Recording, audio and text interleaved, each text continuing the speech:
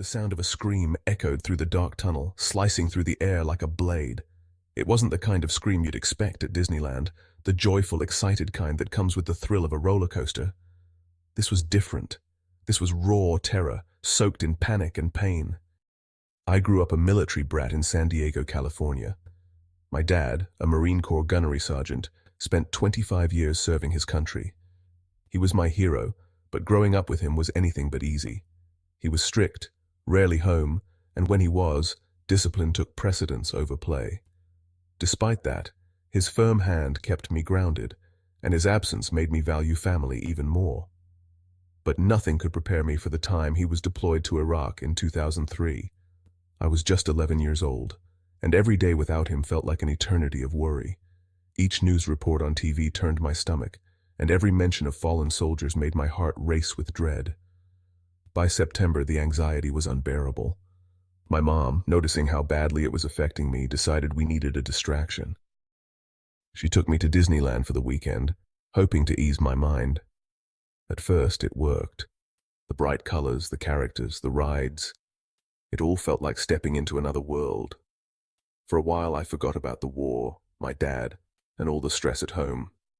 That is, until we got in line for Big Thunder Mountain Railroad. It was late, close to 11:30 p.m., when we climbed into the little rail cars. The ride started off like any other, fast twists, sudden drops, and thrilling turns. But as we approached the fake desert landscape and ascended into a pitch-black tunnel, something went horribly wrong. The car jolted violently, throwing us against the sides of our seats. A metallic grinding screeched through the darkness, followed by a deafening thud. Then came the screams, piercing, desperate, and far too real. For a few moments, everything was still. The ride had come to a complete stop, and an eerie silence settled over us, broken only by the faint whimpering of frightened riders. I could feel my mum's hand gripping mine, her knuckles cold and tense. Then a woman's voice rang out, trembling and filled with anguish. "Mark, Mark, wake up, please, wake up." As my eyes adjusted to the dim light filtering through the cracks in the tunnel, I saw it.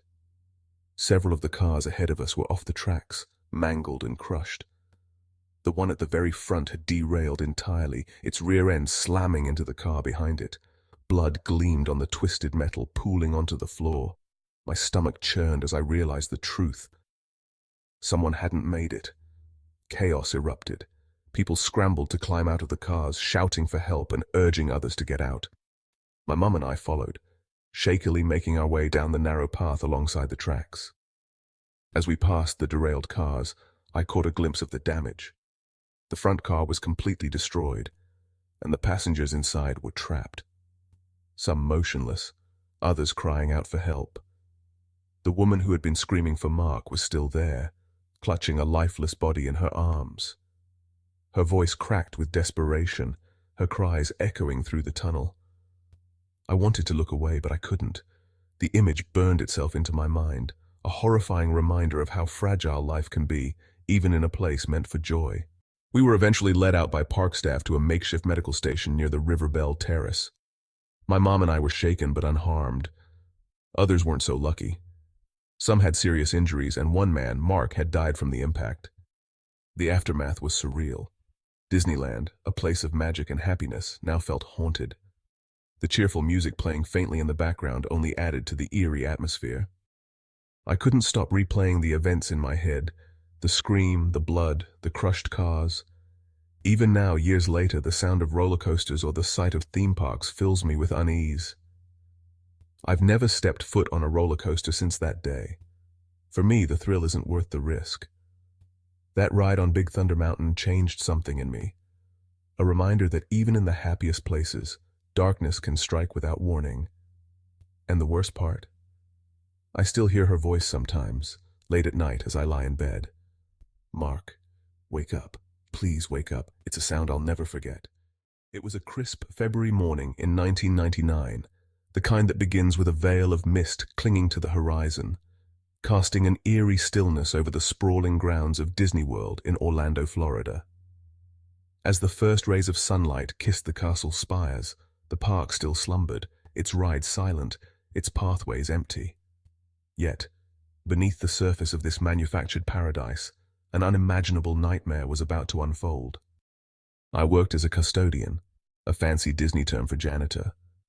My days were a mix of mopping floors, emptying trash bins, and preparing the park for its daily wave of visitors. Occasionally, I'd help guests navigate the park, answer their endless questions, and try to smooth over complaints about things I couldn't control, like the weather. It wasn't glamorous, but the camaraderie among the staff made it bearable. We were like family, bonded by our shared experiences. That morning, I was assigned to Tomorrowland, strolling toward my tasks with a slight hangover from the previous night's outing. As I passed the Fantasyland Skyway platform, I spotted Ray, a cheerful older custodian who had been with us for about a year. He was up on the platform, sweeping diligently, whistling a tune that carried through the crisp air. "Morning, Ray," I called up to him. He paused, waved, and returned my greeting with a warm smile before resuming his work. It was a simple moment, one of those fleeting interactions you never realize will haunt you forever. As I walked away, the gentle hum of the park was broken by a sound that made my stomach knot, a mechanical whirring. The Skyway gondolas were coming to life, gliding along their suspended cables. My steps faltered. Something wasn't right. Ray was still up there. Panic set in as I turned and sprinted back toward the platform. The gondolas were moving too fast and Ray hadn't noticed. He was still sweeping, his back to the oncoming danger. "Ray, look out!" I screamed, my voice cracking with urgency. He turned, his expression shifting from confusion to horror as the gondolas bore down on him. He tried to move, but it was too late. The gondola struck him, sending him staggering backward. What happened next felt unreal, like a scene from a slow-motion nightmare. Ray grabbed onto the edge of the gondola, his knuckles white as he clung for dear life. He dangled there, 60 feet above the ground, his legs kicking desperately. "Hang on, Ray!" I shouted, my voice trembling with helplessness. He tried to pull himself up, but his strength was failing. The gondola continued its relentless journey, carrying him away from the platform and over the park. Beneath him, the hard concrete stretched like a death trap. Then I saw it, a patch of flower beds beneath the gondola's path. It wasn't much, but it was better than the unyielding concrete.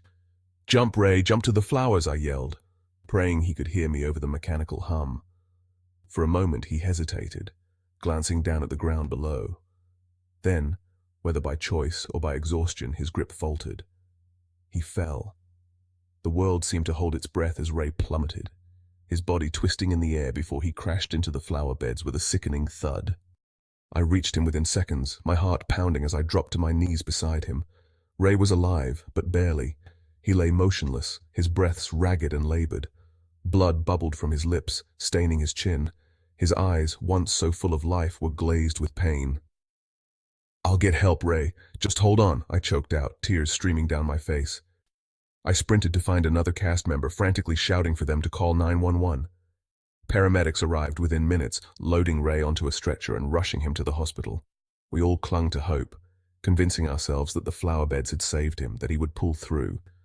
But hope can be cruel. Later that day, the news came. Despite the doctor's best efforts, Ray had succumbed to his injuries.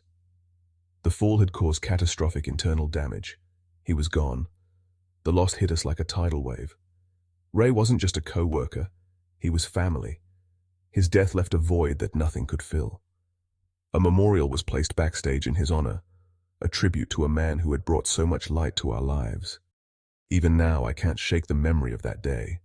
The sound of his whistling still haunts me, a ghostly echo that lingers in the quiet moments. And when I close my eyes, I see his face, his fear, his pain, and the heartbreaking finality of his fall. Rest in peace, Ray. You deserved so much more. The air was thick with a simmering Florida heat, but it wasn't the warmth that sent a chill through me. It was the sound, a girl's desperate, muffled scream that pierced through the laughter and joy of Disney World's animal kingdom. That scream, raw and haunting, signaled that something was terribly, dreadfully wrong. Let me take you back. In 1998, my family and I traveled across the Atlantic for what was supposed to be the most magical trip of our lives. For a 10-year-old kid from the UK, Disney World was nothing short of a paradise. The colors were brighter, the trees more fantastical, and everything, every ride, every character, felt like a dream come to life. But dreams have a way of curdling into nightmares when you least expect it. The day began like any other in the park. I was buzzing with excitement, clutching a soda cup bigger than my head, thrilled to explore the animal kingdom. Everything seemed perfect, until I noticed her. She was about my age, maybe a year or two younger, with wide, tired eyes and a face that wore misery like a mask. She clung to the hand of a man who I assumed was her father, but something about them felt off. While the rest of the kids radiated joy, she seemed crushed under an invisible weight. Her dad, or so I thought, kept a firm grip on her wrist, his knuckles white with tension. At first I brushed it off. Not every kid could be as over the moon as I was, right? Maybe she was having a bad day. But as we meandered through the park, I kept seeing them, on the safari tour near the cafes, and later in the crowd by the lion exhibit. Each time the girl's demeanor hadn't changed. If anything, her sadness seemed to deepen, her movements more reluctant, as if she wanted to be anywhere else but by his side. It wasn't until I saw the man's hand tighten around her arm, jerking her when she lagged behind, that I felt the first prickle of unease. "Behave," he hissed, his tone sharp enough to cut through the chatter around us. Her face twisted in silent fear, but she said nothing. Not yet. The breaking point came near a shaded pathway. She pulled away from him for just a moment, and his grip hardened like iron. The girl began to cry, her voice trembling as she wailed, "I want my mommy. Where's my mommy?" The words hit me like a punch to the gut. My dad's face, usually calm, turned pale as he exchanged a look with my mom. Nearby, people were starting to take notice. Whispers rippled through the crowd as the man leaned down, his voice low but menacing. "Quiet down," he snapped. "We'll get you to mommy soon." But then she said it. The words that froze everyone in their tracks. "You're not my daddy." The atmosphere shifted instantly. The murmur of conversation ceased, replaced by a suffocating silence. Adults around us exchanged uncertain glances, unsure of how to proceed. Then someone, a burly man in a baseball cap, stepped forward. "Hey, buddy, is everything okay here?" The man holding the girl stammered, his grip tightening.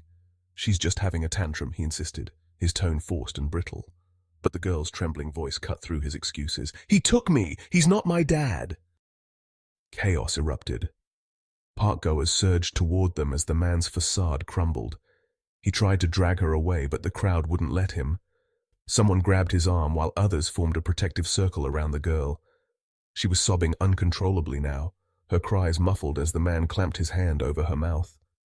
I remember my mum pulling me and my sister away, shielding us from the escalating scene. But I couldn't look away. I saw the man's face twist in rage, veins bulging as he realized he had lost. Park security arrived moments later, pinning him to the ground as he thrashed and shouted obscenities. The little girl, her tiny body shaking with sobs, was whisked away by a kind-looking woman who had pushed through the crowd to comfort her.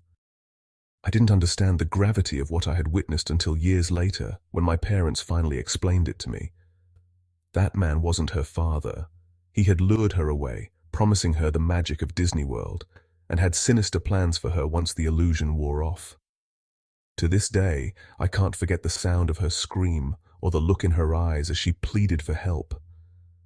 Disney World is often called the happiest place on earth, but for one terrifying moment, it became something far darker.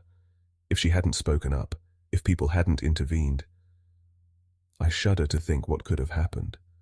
That nightmare could have ended very differently. But because of her courage and the actions of strangers, she was saved. Still, the memory lingers, a haunting reminder that even in the brightest places, shadows can lurk, waiting to strike.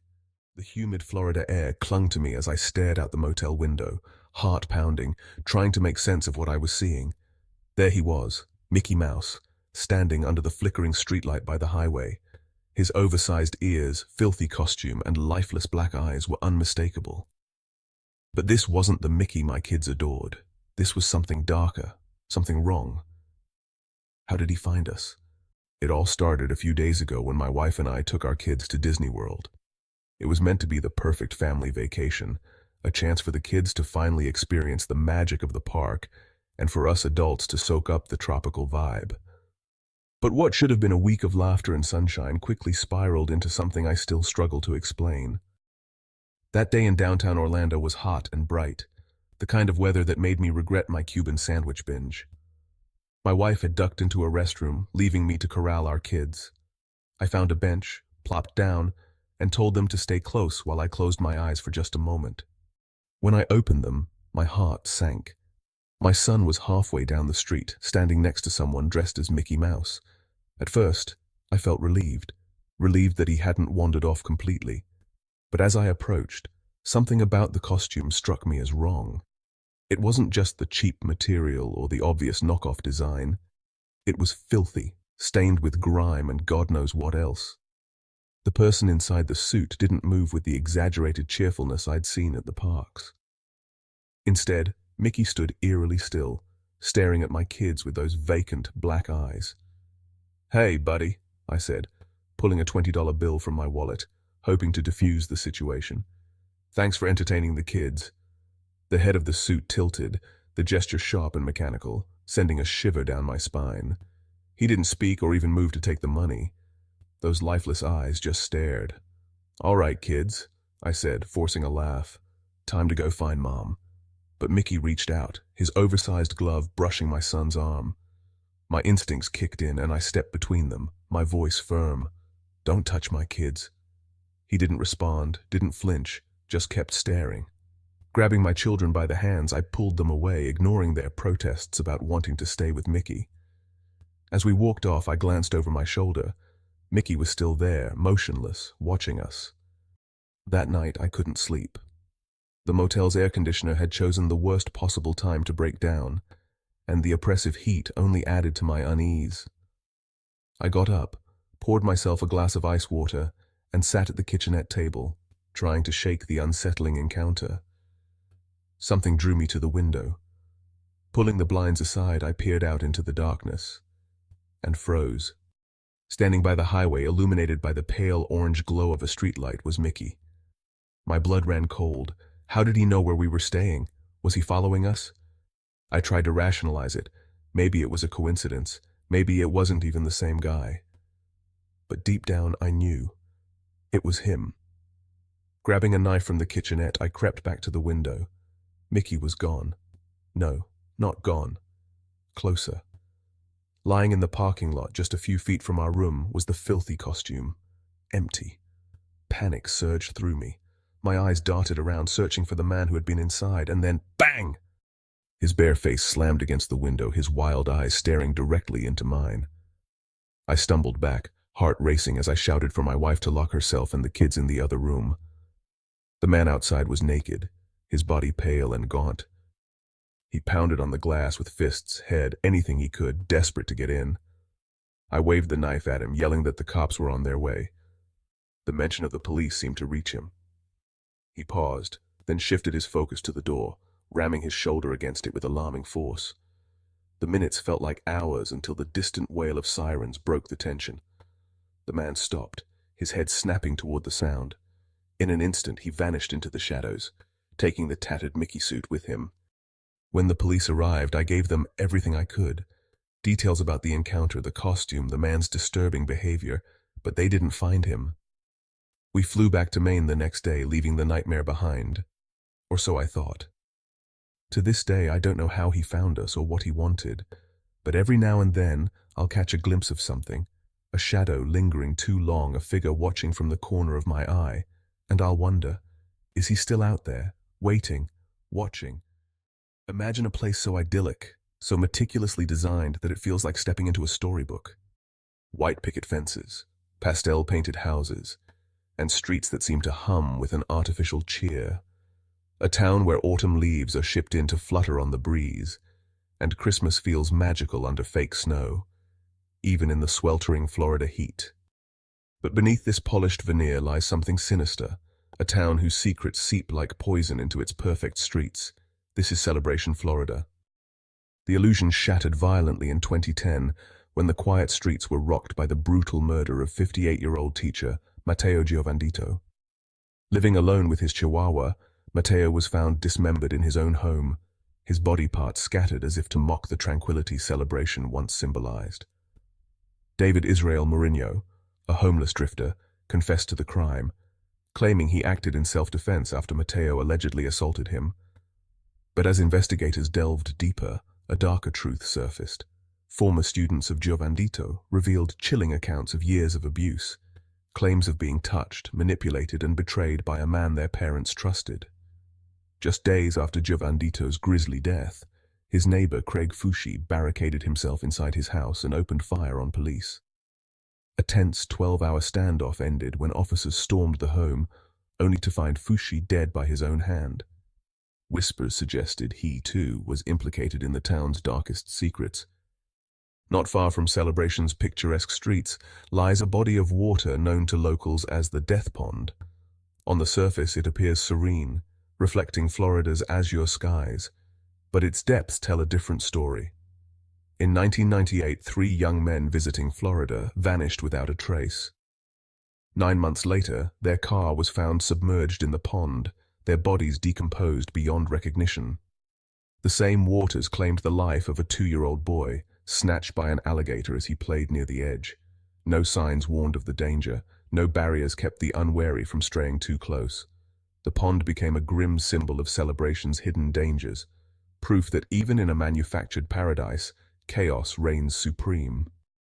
Celebration's problems weren't limited to violence and tragedy.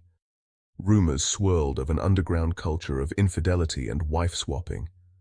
Residents spoke of Celebration separation, a nickname for the epidemic of divorces among those who had moved there hoping for a fresh start. Malcolm Longley, a property investor, described it as an incestuous town, where escapism turned to hedonism. For many, the town's promise of perfection proved too suffocating, its utopia nothing more than a gilded cage. In 2004, Disney quietly sold Celebration to a New York-based company, distancing itself from the increasingly notorious town. Since then, attempts to reclaim its image have felt hollow. Residents and marketing executives have tried to rebrand it as a true community, a place where families can thrive. But for those who know its history, Celebration is forever tainted, a paradise lost, consumed by the very darkness it sought to escape. Behind its pristine facade lies a chilling truth. No amount of manufactured joy can hide the ugliness of human nature. In Celebration, even the happiest dreams can turn into nightmares.